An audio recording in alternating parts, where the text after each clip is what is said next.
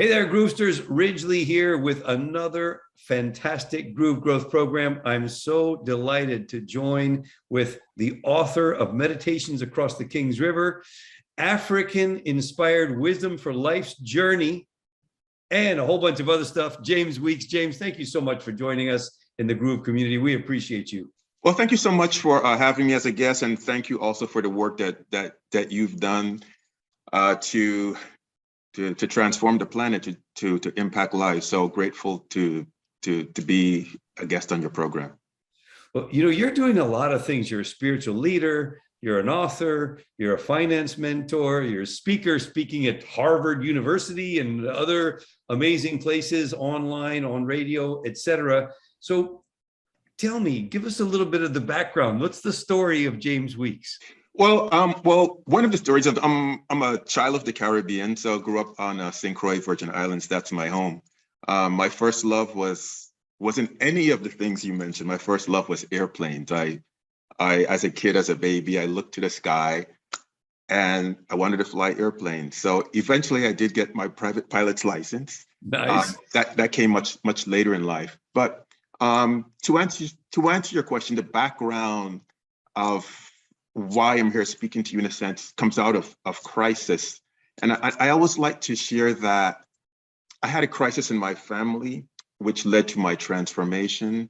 And it shifted the trajectory of my life. And in my case, the crisis was my son was going through a rough patch. He wanted to be a gang. I live in East Oakland.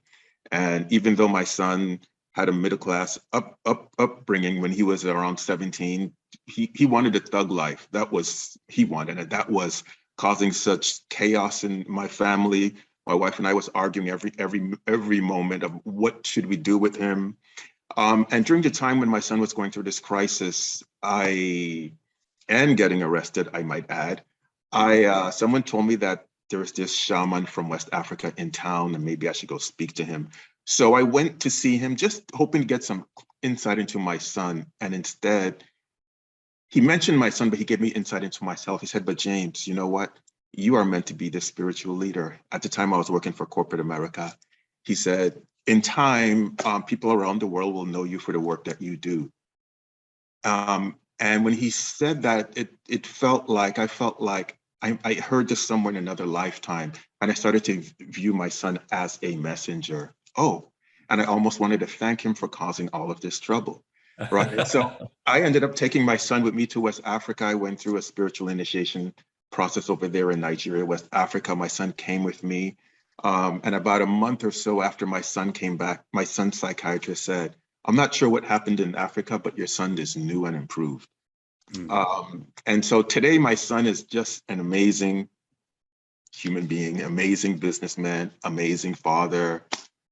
He goes out of his way to help people. He out-earns everyone in my family, including myself. He does construction and anything to do with housing, and he fixes it, builds it, replaces it, fences, everything.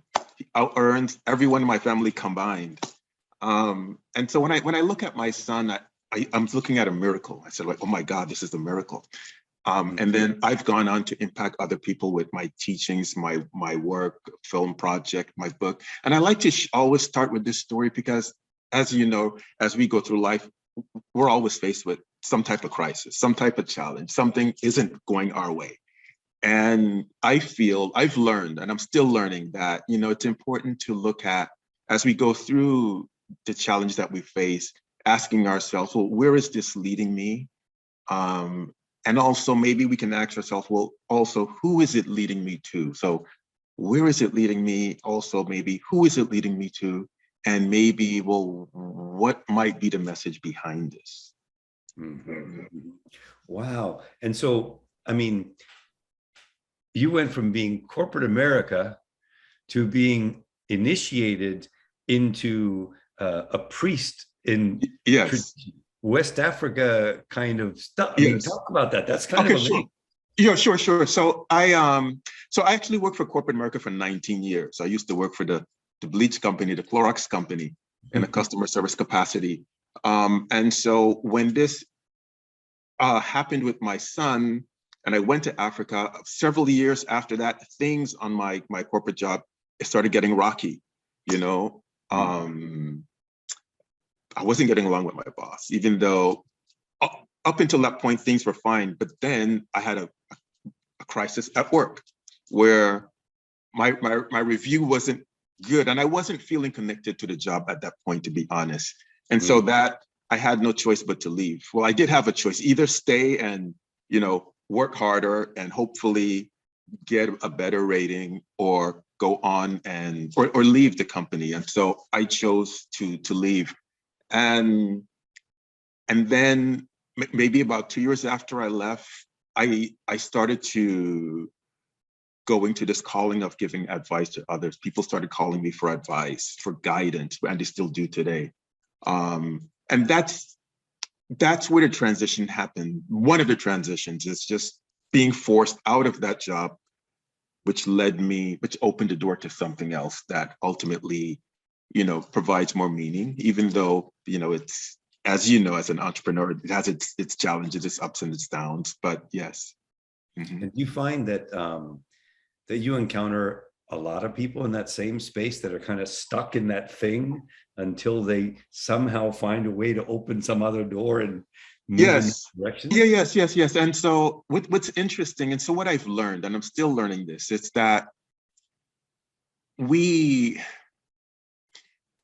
have to, what I've learned, if things go as we wish, as we want them to go, we'll never reach our full potential in life. I've come to this realization. Why is that? Well, because as humans, our natural capacity, our natural tendency is for comfort. I mean, no one goes to bed at night saying, well, let me find a screwed up position to sleep in, right? Or let me just aggravate myself and get into this position. No one does that. We get the pillow, we get two pillows, and we seek that comfort. Well, we go through life that way too, seeking comfort. And even if we say, well, I think I want to grow, I think I want to transform myself, I think I want to get to my next level, what tends to happen for most of us is we may say that and we may believe that, but the reality is we won't push ourselves that far. We'll go as far as we feel comfortable, but we wouldn't really, for most of us, push ourselves to the extent that we could get to that, you know, breakthrough quantum level. And this is where the blessing of crisis comes in, you know, adversity, because then it gives us no choice. This is, we have to, because the pain is too great or whatever. We then have to, it becomes born, our genius, our transformation becomes born out of, there wasn't any other choice. I had to, you see. And so there is this constant push and pull towards a certain level of comfort, but then the blessing of crisis, which we tend to hate, you know, and I can't say like I'm looking for more crisis in my life, because I'm not, right? But I'm not looking for any more crisis. I had enough for now, you know. But the reality is, so I look at crisis as a spiritual coach, a spiritual guide that's really on our side, trying to get us to either pay attention to something else, pay more attention to, you know, our own genius, or to pay attention to a different way we can serve others. So why do you think people are afraid of it or avoid it? Because I couldn't agree with you more. I absolutely believe that you only get the steel sword to be tempered if it's beaten at high heat, right? That's the only way it becomes a sharp, beautiful instrument. So why do you think people are afraid of the crisis or the challenge or the whatever? Is it something we've been taught, or where does that come from?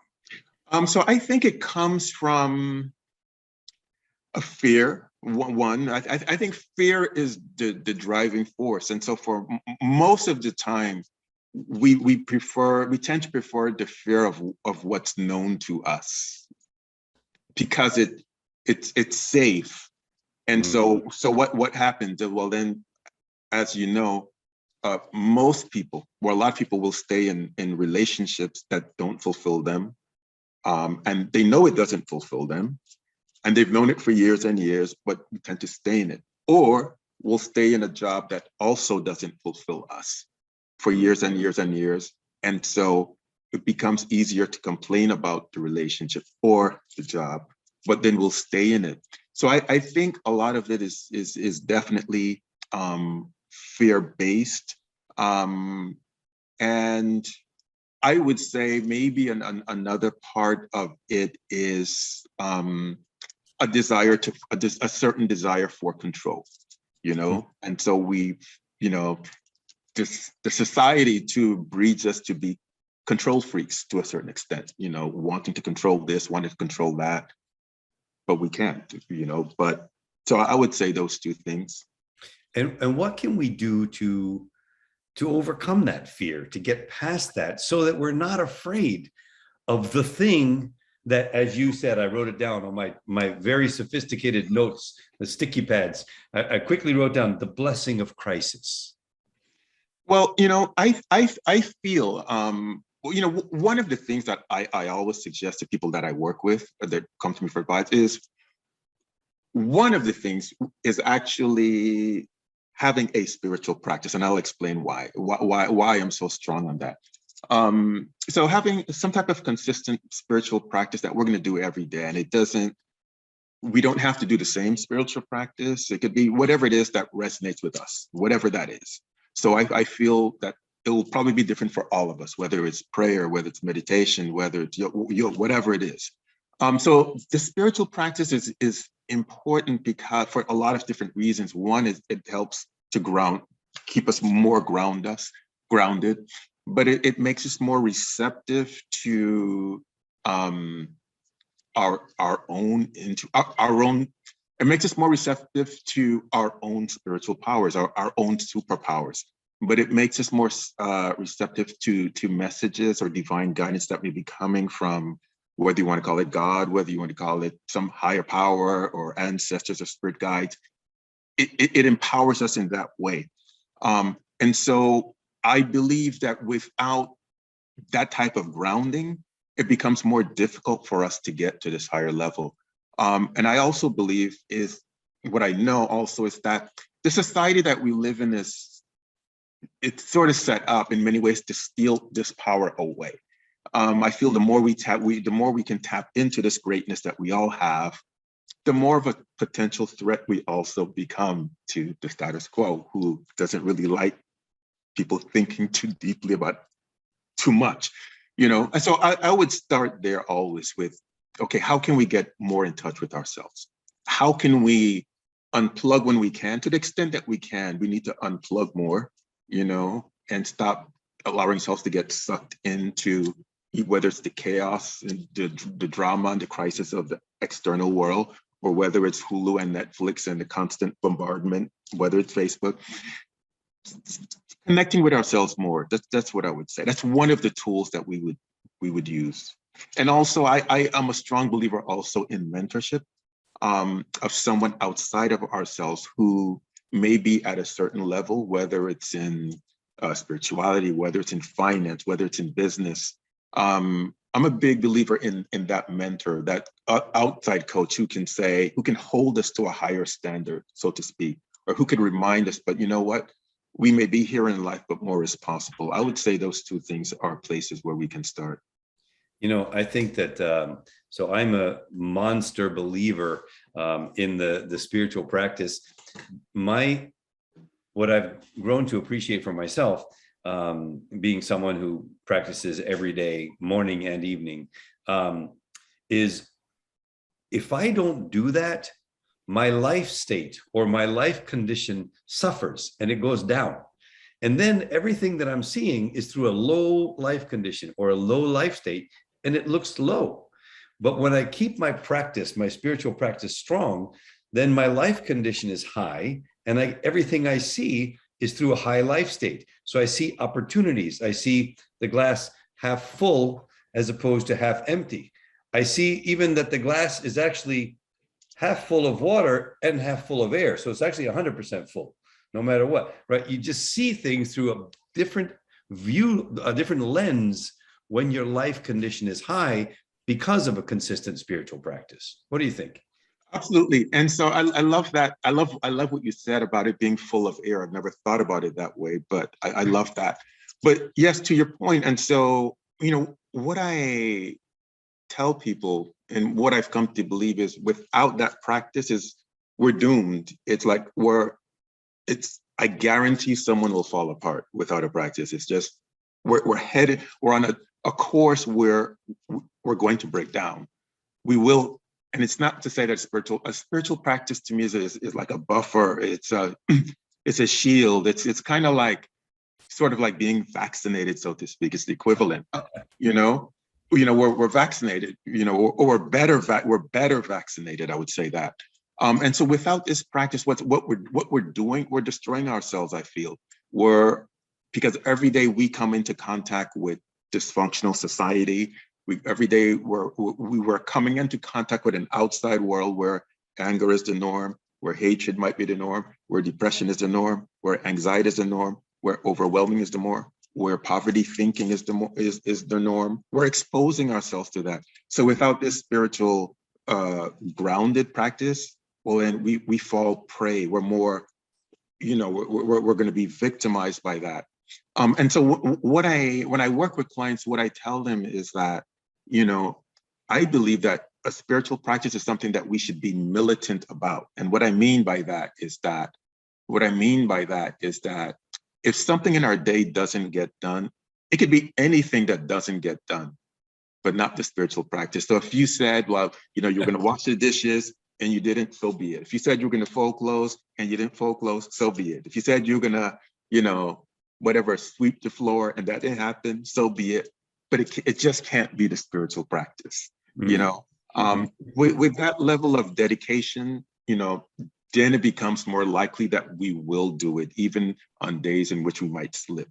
But it has to be a high priority, I feel, in our lives. Yeah, I so agree with you, man. It's kind of like I've always thought of it as if I don't do my spiritual practice, I'm taking some dice and I'm rolling the dice with my day. I don't know what's going to happen. I don't know if it's going to be a problem. I don't know if it's going to be a bad day. I don't know what, but I'm rolling the dice. And I don't want to roll the dice with my life. I would much rather take that time and that effort to practice, do the peer spiritual practice, raise the life state, and then go out and attack the day without having to worry about, oh man, I got to get through the day today. That's just, like you said, man, the barrage of, on the one hand, it's society and the crises and the overwhelm and the stuff. On the other, it's Netflix and Hulu and distractions, right? The professional distractors, all those people that we pay money to distract us from our current reality, right? Super crazy, but that's what's out there. We got to find something, like you said, that's a buffer. Otherwise, I'm being attacked from all over the place. Right. We're being robbed of our power, and we're being robbed of hope too. And so, like, going back to what you said about the glass being half full, one of the things that fascinates me always is that when we look at any war-torn country, it doesn't matter what country it is, any deprived state or whatever, one of the things that fascinates me is that about life is that even under those conditions where drones might be falling out of the sky, you'll find that people still create music, people still dance, people still fall in love. I mean, someone might be at a water well looking for water. They might catch someone's eye. There's some type of chemistry. Next thing you know, they're in love. Even as drones or bombs are raining out of the sky, babies are born still in these places. People still make love. So it teaches me that this life continues on, and there's always still light, and there's still always love. There's all these other things that are happening, and every day somewhere someone is being healed on some level. Someone somewhere is healed. Someone is transformed. Someone is, if you want to use the term, saved. Someone discovers their purpose.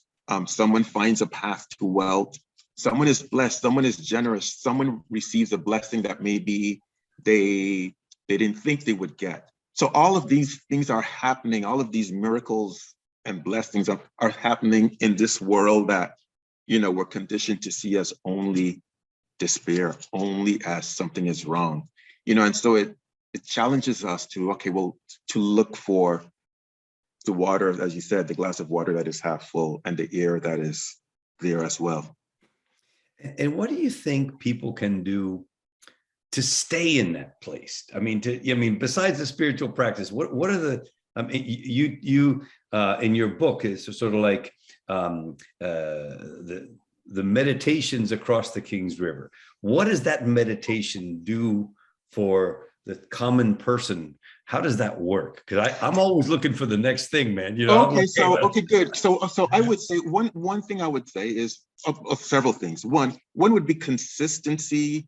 Just being consistent with whatever that practice is. That's one.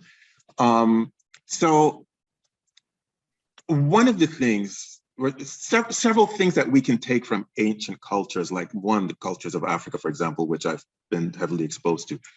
One is the notion that we're not alone, because one of the things that in America, especially in American society, there's this epidemic of loneliness where people feel alone.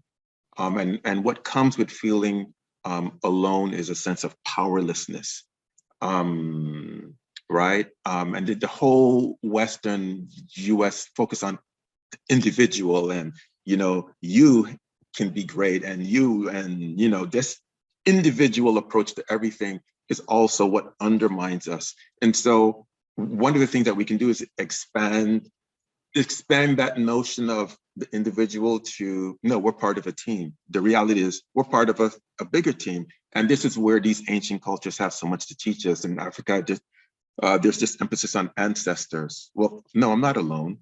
I have this team of ancestors. I can call on them spiritually to help me, and they can hear my prayers.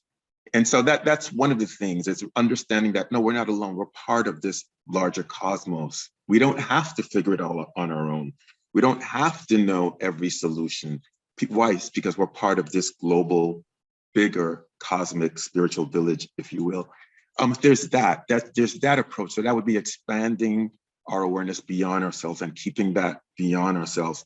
And then another thing that I would say that's just also vitally important that we can also learn from these ancient cultures is the reverence and the connection that they have for nature, which goes way beyond how here in the West people tend to see it. In these ancient traditions, is they looked at nature as we're just part of the fabric of it.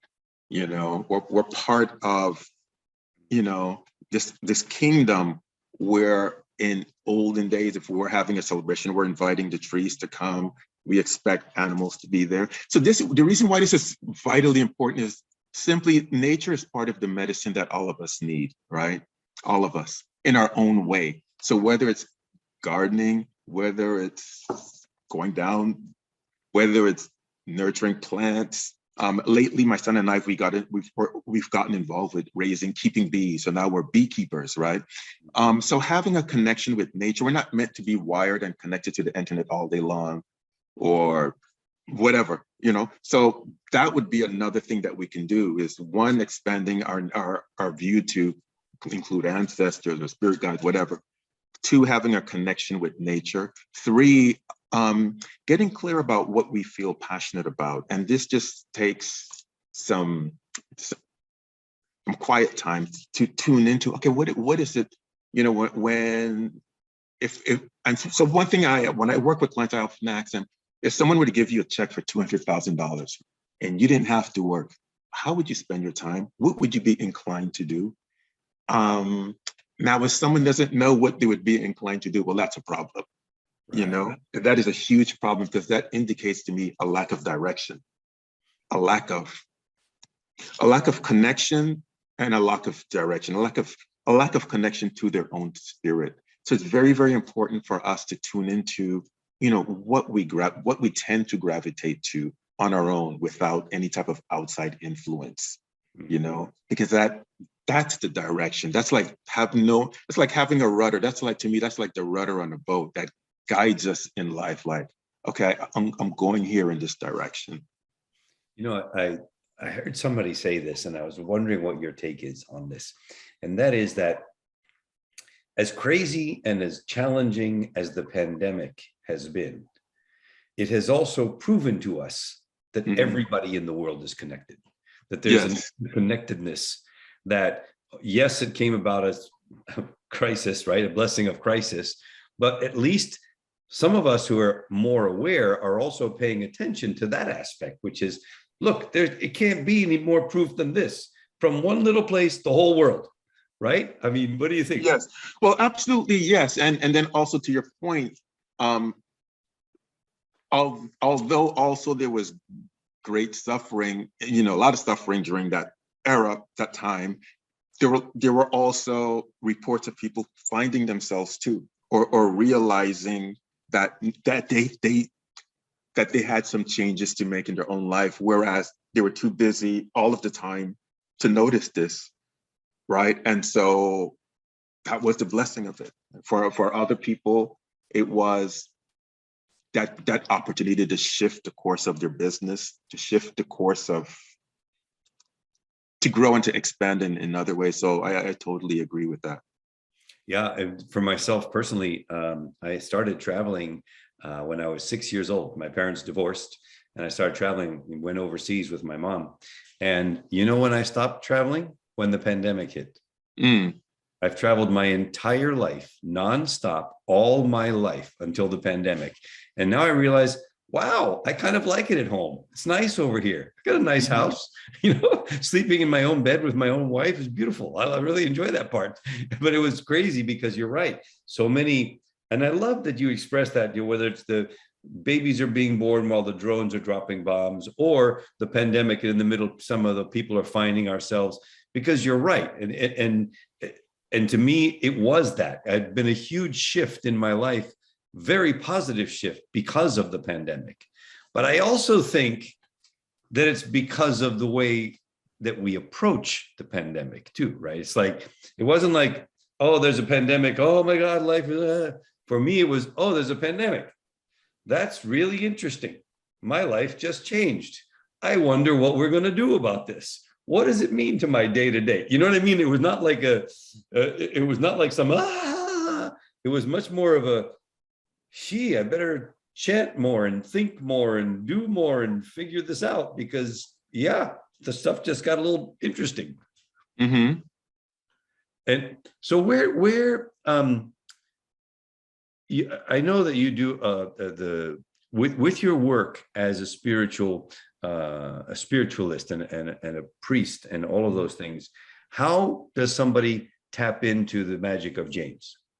All right. So I tend to offer like either a 30-minute consultation or a 60-minute consultation. That's what I tend to offer. And so when I do a consultation for someone, one of the things I want to know from, and I get this information with Spirit's help, I want to know, like, okay, what area of the client's life needs their attention more? Where should they be focused? So oftentimes what happens sometimes is maybe someone might reach out to me and maybe they're concerned about, let's say, for example, a relationship, for example. They're concerned that's the primary reason why they contacted me. But when I start the consultation, I realize that what Spirit is talking about, their health, for example, this is really where their focus should be, or it might be on their emotional side. So they're concerned about the relationship, but Spirit's saying, but you know what you really have to work on is, you want to work on your self-care, your emotional well-being. This should be the highest priority, not the relationship. And the more they type into this inner self, the emotional part, they may realize, well, they don't need this relationship anyway. The relationship may be impacting their health negatively. Or it might be that they're concerned about the relationship, say, but what Spirit is saying is, no, what they should be focused on is their spiritual foundation, right? Their spiritual practice, spiritual life, the connection to their life purpose. That's where they should do. But also, interestingly, sometimes what may come up first for a client might be their career, and this would indicate oftentimes, well, they should consider shifting the career from what they're doing into something that they might find more fulfilling. So when I do this work, I allow Spirit to direct me as to, okay, where should this person go, so to speak? What should be priority number one, and then maybe priority number two? So I could sort things out and I could also, help them with decision making with spirit guides. Let's say someone's thinking, well, should I live in Virginia? Should I live in Arkansas? Should I live in Milwaukee?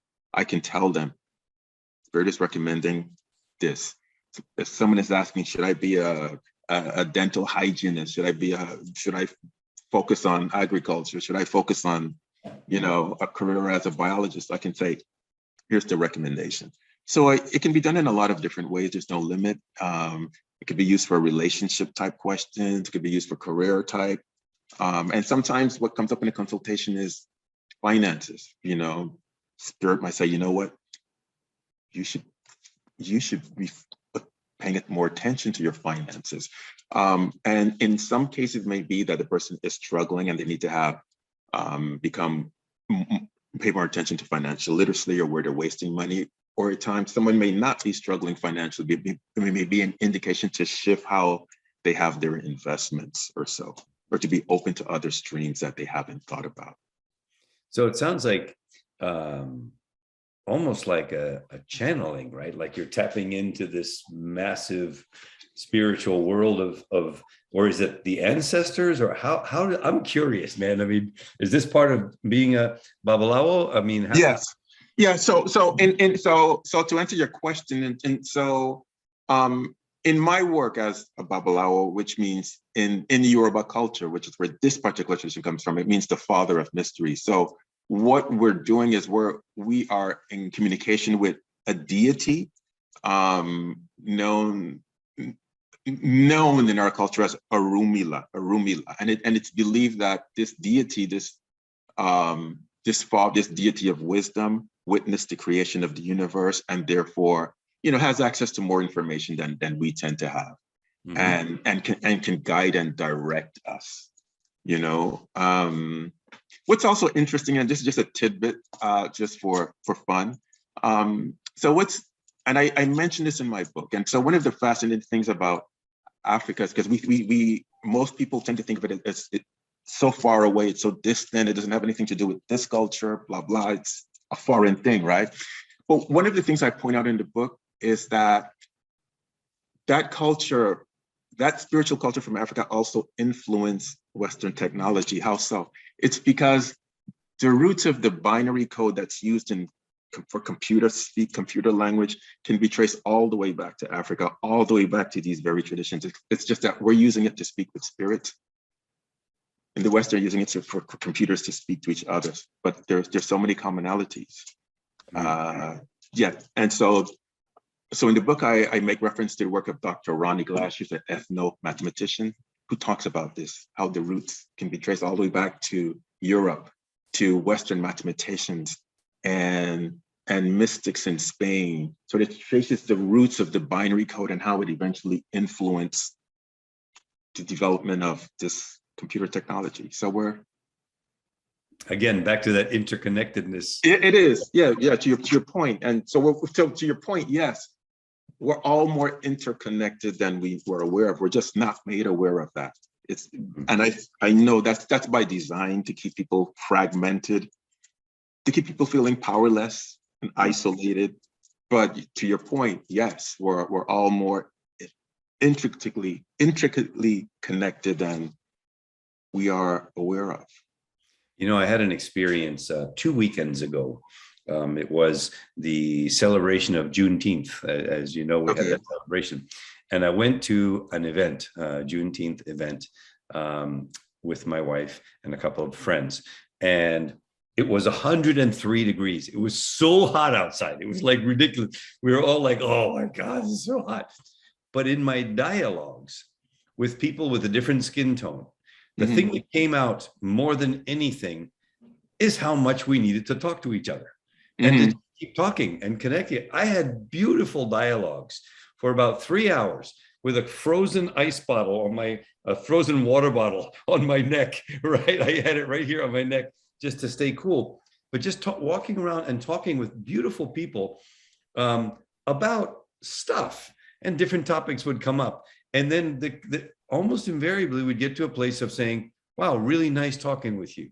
And having that space of create that space for inclusiveness and community, as opposed to fractional and exclusiveness that we fight with every day out there. Yeah, absolutely. I mean, there's definitely that need for dialogue, continued dialogue, and yeah, and exchanges for sure, definitely. And I know you put out a daily inspiration, right? Yes. Tell us about that. Oh, sure. So what happened was, okay, so on my trip to Africa, on my first trip, I was taking photographs because I also have a background in photography. And so I created this calendar based on these images, and it was called the Sacred Journey Calendar. And I said, well, I'm just gonna market this calendar. I only did one calendar, but while I was promoting that calendar, someone said, well, why don't you work on a film? You know, you should work on a film. And so I started working on this documentary film project called Across the Kings River, Finding and Fulfilling Your Life's Purpose, which I'm still working on. And during that process, I created a Facebook page. And at that time, Facebook was still, I guess, in the earlier stages. And so I started sharing content. And at first, I started talking about my film, then I started sharing inspiration. It pivoted from talking about me to now I'm not talking about me. I'm just sharing information. And the page just became popular. You know, people started coming to the page every day for some type of inspiration. And so for me, I've come to realize that all of us are in constant need of inspiration. It never ends. And inspiration is like the food that the spirit needs on a daily. Often we can't say, just like we can't say, well, I ate food last week, I'm good. Oh, well, I ate food yesterday. You know, I ate 24 hours ago. No, we need to eat today, or we need to hydrate ourselves today. The same is true of inspiration and spiritual development. It's a constant need. Why? Because we can constantly be better. And then also going back to one of the points you raised, then and every day we have to be constantly aware also of how we might be limiting ourselves or running from pain, running from doing things that we know can help us get to the next level. And so this is where inspiration comes in as a way for us to get, again, to develop more, you know, and so it's key. And everyone on planet Earth, including Oprah Winfrey, whoever, right, is in dire need of inspiration. Why? Well, because of the stuff that life gives to us, whether it's a relationship concern, a health concern, or concern for someone else that's connected to us for whatever reason. Mm-hmm. Every soul needs another infusion, another reminder that, you know, something else might be possible, or better is possible. Mm-hmm. Or hope is possible, that we can be healed in some way, because in some way, all of us are in constant need of healing. And for me, sharing inspiration has become, you know, part of my life's mission. And so like on Facebook, I never miss a day, no matter what, no matter what's going on in my personal life. And why? Because I know that people from around the world are depending on that encouragement. And so like, for example, even on the day when my mother died back in 2019, I shared something. Today I buried my mom, I shared something. And so for me, if I was told like I have 2 hours left on planet Earth, that's it, then I would share something too. Why? Well, I have 2 hours left. If I was going in for brain surgery, I would do it, because it's no longer about me. I'm not doing it for me specifically, but I'm doing it because I know other people are counting on it. They depending on it, you know? And so going back, I just want to talk about purpose briefly too.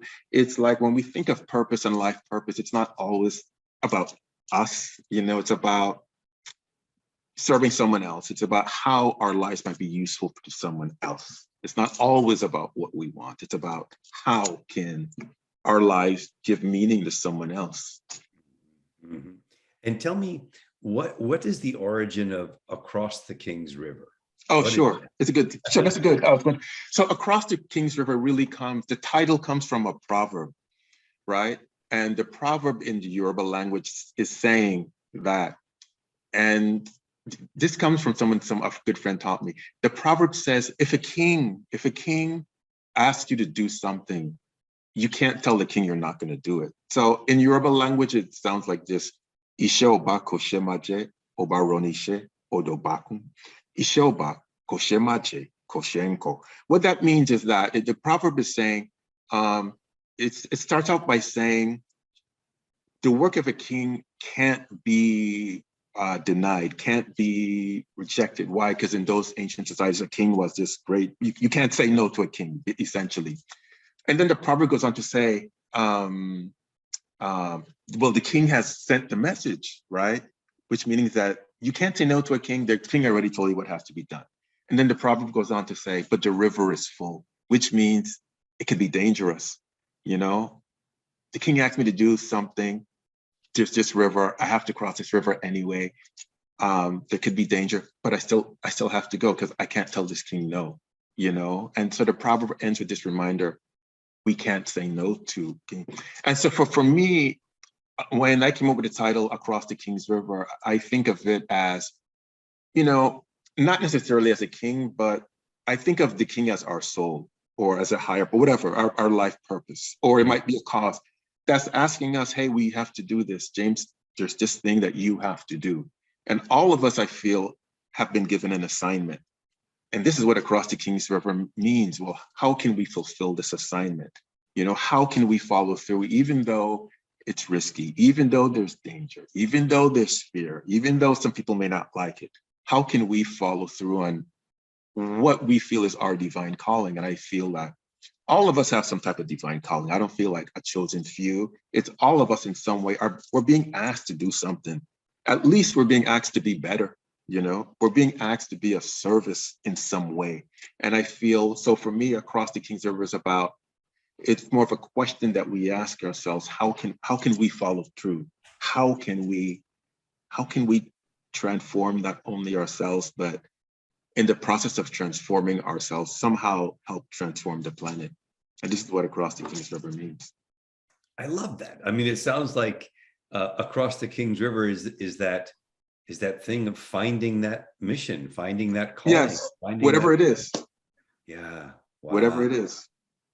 Wow. And what I've also learned, that what I've also come to believe is that it may change during the course of our life, depending on what the universe needs, or depending on, so what we might be called to do may change as we grow and evolve. And it's like we have a different assignment. It's like James Bond doesn't fight the same villain in every series, in every movie. Right? James Bond goes out, he fights this battle, comes back, and then they say, you know what? Now we need you to go to Spain. Now we need you to go to whatever the case may be. So I've come to believe that as we journey through life, as we develop, they may, you know, whatever, God may say, well, okay, now you've done that. I want you to now focus, put your attention over here. And so to me, it's a ever-changing, ever-evolving thing. I mean, for some people, it might be one thing consistently, but for others, it may change and evolve as we grow. Mm-hmm. Yeah, amazing, man. Well, thank you so very much for the time. And so where can people find your book, and where can they get more information, more access to you? Sure. So they can visit acrossthekingsriver.com. They can learn more about my services, my spiritual consulting services. They can also get the book there through me. It's also available at all online retailers. If they prefer to have a signed copy, they can just certainly write me there. And I also mentor people in learning how to trade and invest in the largest financial markets of the world. It's also a passion of mine. Thank you. Well, James, I want to say on behalf of the Groove community, man, what a delightful time I've had. It's been spiritually uplifting, coming from a tough webinar for 2.5 hours to come spend some time with a brother and really get that spiritual uplifting. I just want to say for myself personally, thank you very much. Well, thank you so much. On behalf of the Groove community, man, thank you as well. For my pleasure. All of the Groovesters around the world, we are so blessed to have an opportunity to spend a little bit of time with James, and go on over to acrossthekingsriver.com and find out more about James Weeks and how you can tap into that too. Thank you so much. Man. Thank you very much. Have a good day.